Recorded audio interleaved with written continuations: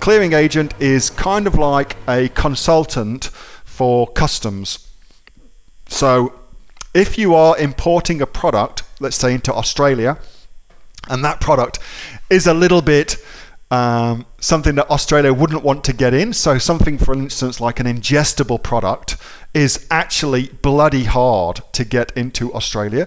Australia is extremely protective of its borders when it comes to food coming into Australia.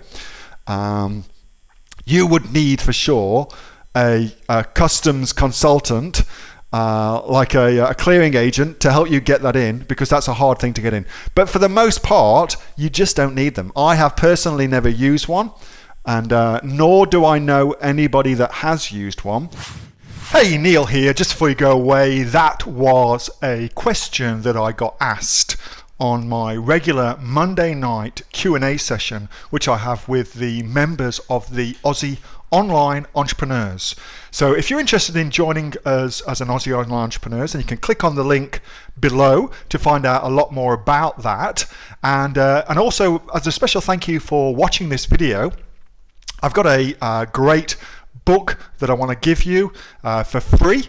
It's a current bestseller on Amazon, and it teaches you everything that you would need to know about starting a business here in Australia on Amazon. So you can see that just up there.